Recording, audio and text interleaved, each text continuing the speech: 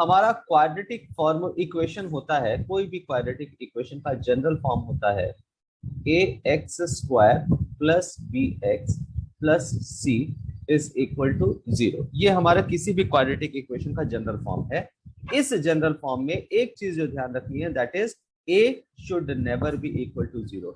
आपका b 0 हो सकता है, आपका c 0 हो सकता है, लेकिन आपका a 0 नहीं हो सकता। ठीक है, ठीक है। Yes sir. ओके, नाउ अब इसमें एक टर्म हमारे पास आता है, दैट इज डिस्क्रिमिनेंट।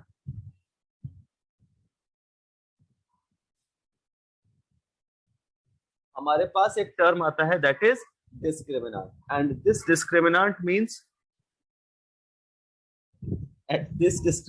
मींस इसको हम डिनोट करते हैं कैपिटल डी से, और इसका फॉर्मूला होता है b² minus 4ac।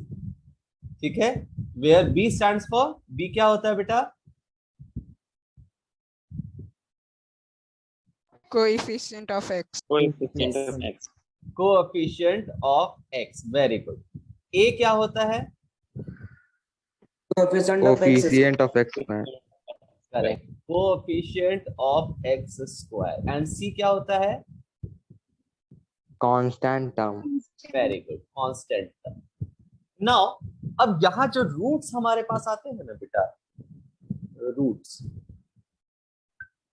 Of equation, ये जो रूट्स ऑफ इक्वेशन है, इन रूट्स की अगर हम बात करें तो इन रूट्स को हम लोग 3 कैटेगरीज में डिवाइड करते हैं।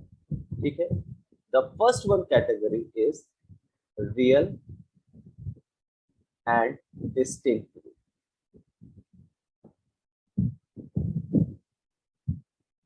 Second one category is real and equal roots, and the third one category is no real roots. No real roots. Fine. 3 categories हमारे पास बनती है, real and distinct roots, real and equal roots, and no real roots. ये 3 categories हमारे पास। अब इन categories में अगर हम सबसे पहले बात करें real and distinct roots, real and distinct roots,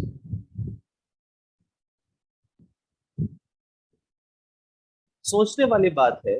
real and distinct roots का मतलब the roots should B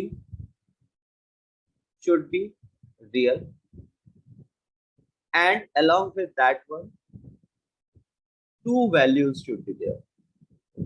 2 values should be there. मतलब अल्फा एंड बीटा, हमारे पास अलग अलग वैल्यूज आएंगी अल्फा और बीटा के लिए।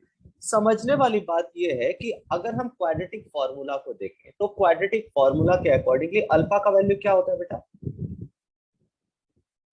Anyone just tell me fast. Sir, minus yes minus b plus b by 2 root d upon 2a. Fine. 2a. Yes, minus b plus root d upon 2a. And beta का value क्या होता है? minus b minus root d by 2a. Very good.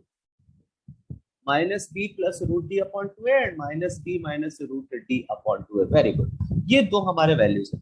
जरा ध्यान से देखो बेटा, अगर हम यहाँ पे गौर करें तो हमारे पास जो वैल्यूज हैं, इन वैल्यूज में माइनस बी दोनों तरफ सेम है, रूट डी है दोनों में, डिनोमिनेटर में 2a एंड 2a दोनों में सेम।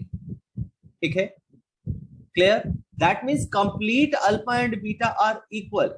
डिफरेंस कहां पर आ रहा है हमारे पास? डिफरेंस आता है यस प्लस एंड माइनस के साइन पे। यहाँ पे प्लस होता है और यहाँ पे माइनस।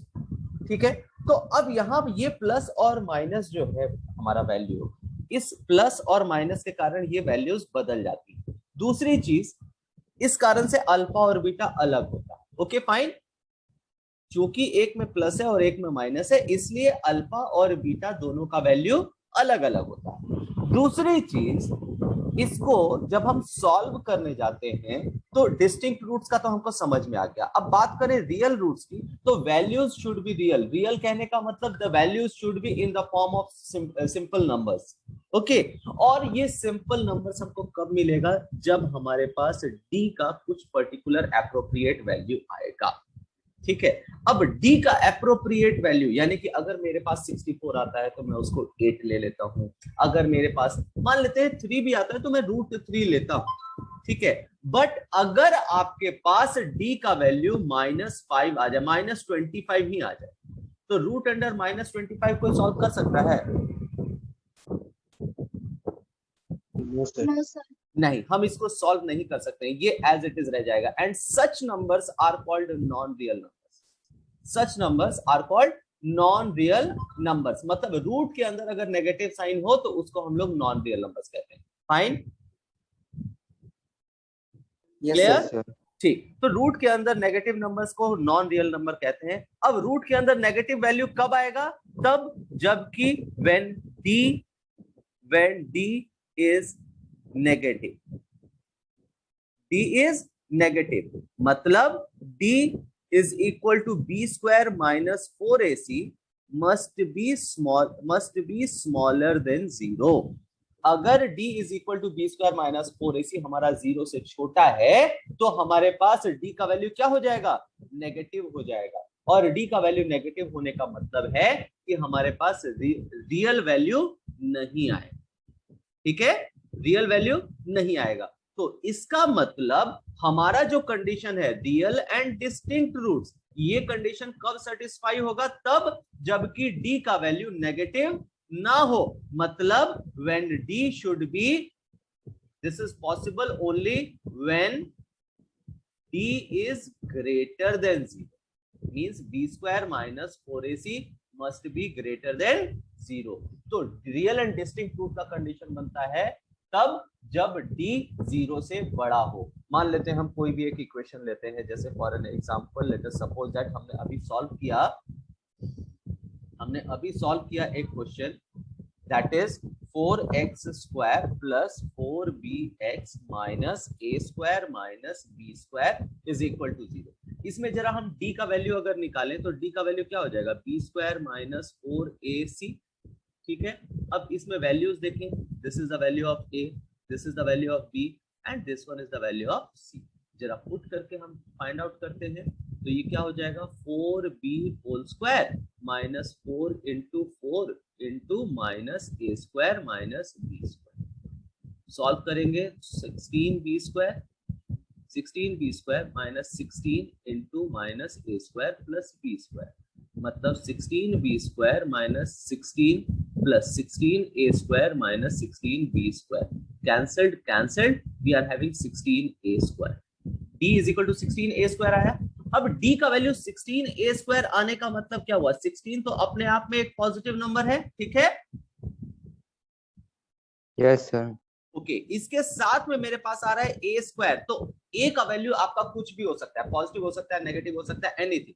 तो अगर a का वैल्यू नेगेटिव भी है तो स्क्वायर होने पर ये क्या हो जाएगा? पॉजिटिव हो जाएगा। Yes sir. तो 16a square is a positive value, इसका मतलब d is a positive value, मतलब d is greater than 0। Hence इस इक्वेशन का रूट रियल एंड डिस्टिंक्ट होगा। Understood? Yes sir. Very good. So अभी नेक्स्ट कंडीशन